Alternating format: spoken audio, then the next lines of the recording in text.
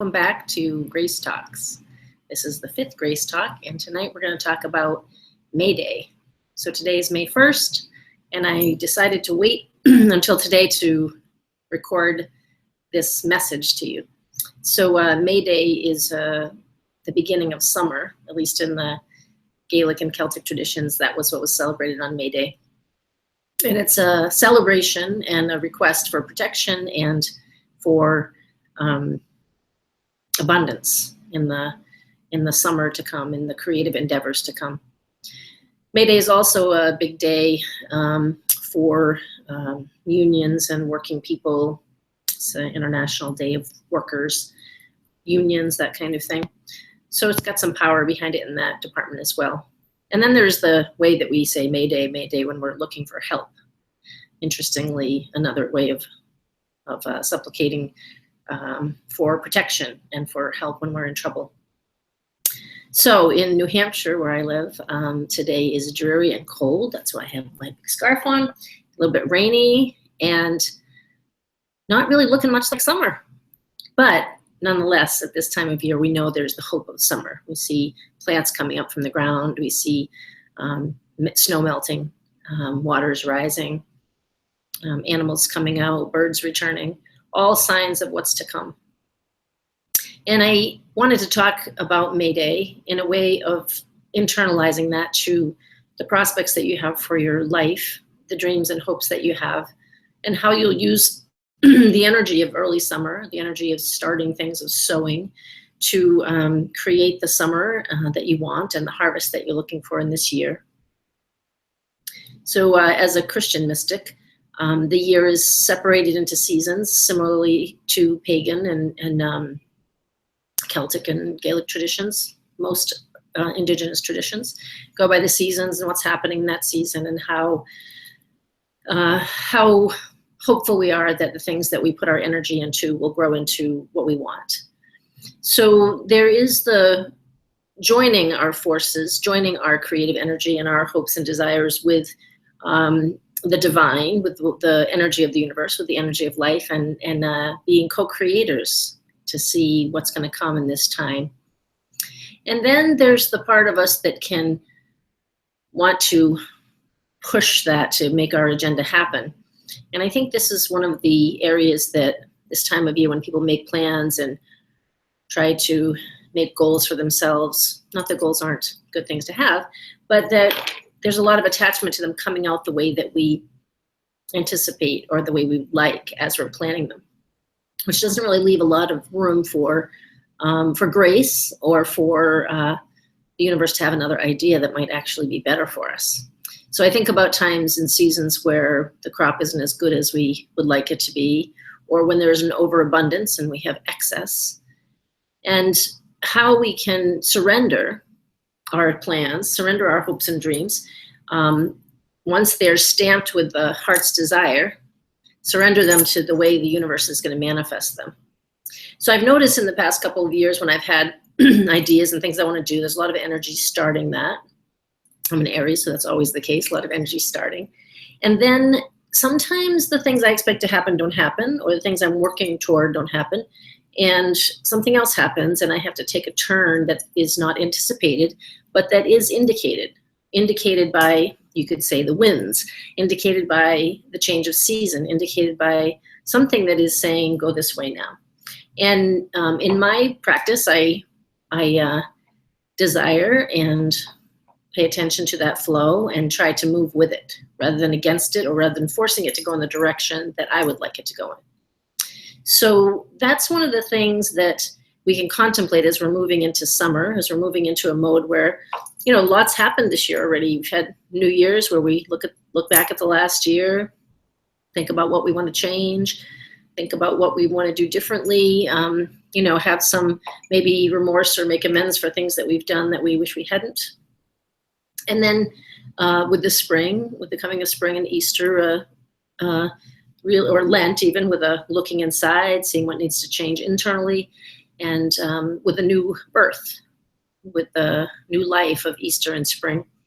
And now with that new life, we have all this energy in which to manifest something. And if we join our spirits and our hearts and our desires to that energy that is in us and that is in all of creation, we can start rolling toward the things that we want. And I experience this as the movement of grace. And although I'm not always patient and I'm not always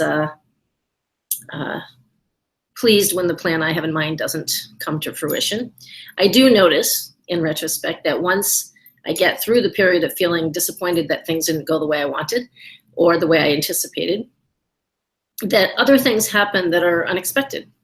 And each time that happens, and I notice that, I surrender even more deeply into this co-creative dance where I say to the universe, to God, I want this to happen, and God responds this way, and I respond this way, and it becomes a dance that ends up taking me somewhere not quite anticipated, but quite lovely. And it's also a lot more relaxing than having an agenda that you're driving to try to make happen. Now, we have the energy to make things happen in spite of how the universe might want things for us. But generally, when we push that hard, it ends up being disappointing. Or we end up realizing that what we thought we wanted wasn't really the thing that we wanted. And so if we're not doing that dance with creation, we're doing it on our own, then we lose the perspective of creation, the perspective of the universe's dance with us, the things that want to be made manifest through us. So as we're going into summer and things get faster and faster and more energy and sometimes more and more driven to be doing things or to be accomplishing things, it makes sense to take some time to find out what our heart's desire really is, offer it up to the universe, and then relax and let it go. Do our part to make it happen, but not to such an extreme that we're feeling stressed and pressured by it, because that is the antithesis of creation, right? You can't stress yourself into painting something wonderful or stress yourself into writing something wonderful. You have to relax yourself into it. So this is a time of remembering to slow down and relax, even while that energy is churning and churning and churning, and new life is popping up and popping out all over the place. I spent some of my weekend looking from my front porch at my yard and at the trees that are getting buds and leaves, and day after day, more and more green, all different shades of green, the beautiful expressions of spring. And it's very hopeful. It's hopeful and exciting now and for what's coming. It's coming. The warmer weather, the less rainfall, more flowers, maybe more time off, depending on what your kind of work is and lifestyle is. So I encourage you to take this time to tune in to what your heart wants and put some intention on it, but without a sense of urgency, just with a sense of loving support and desire, and then letting go into the dance of creation to see what comes of all that you're hoping for.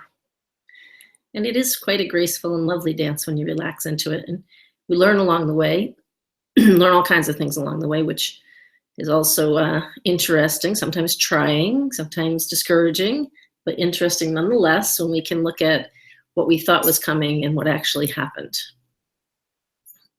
And of course, the more we relax into that, the more gracefully and graciously we go along with the flow of what life wants to move through us. And if each person is doing this, then the expression of creation coming through each one of us is something that is organic and dynamic and beautiful and just right. And we don't have to feel like we're a single person making something happen.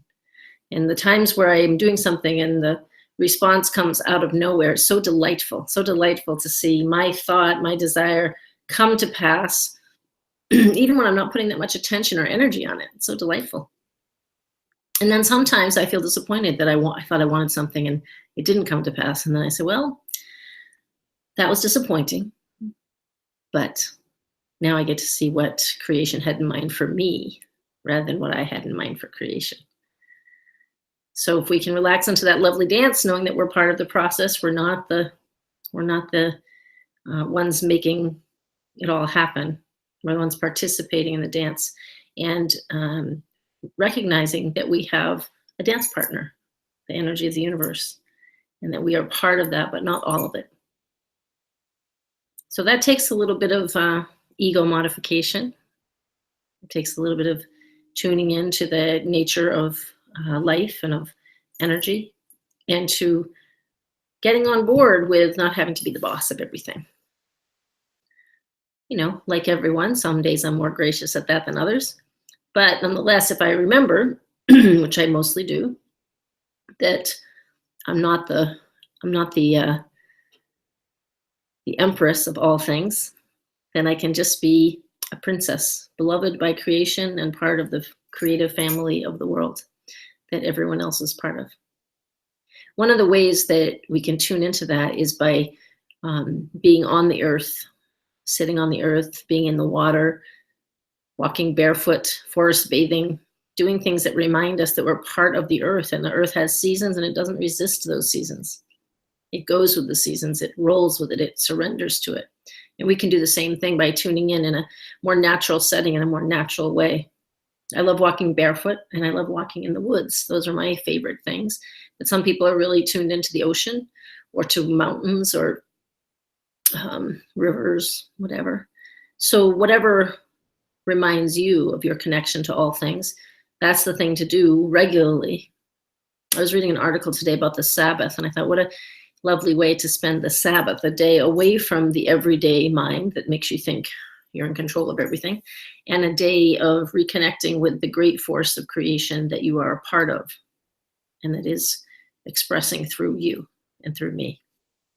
So I hope that you'll contemplate these things as we moving through the month of May, moving into a higher form of summer towards the summer solstice in June, and the days are getting longer. There's more energy. There's more time in the day to create things or to observe things. And maybe there'll even be a little more time to sit quietly for things and relax into things and dream about what's to come.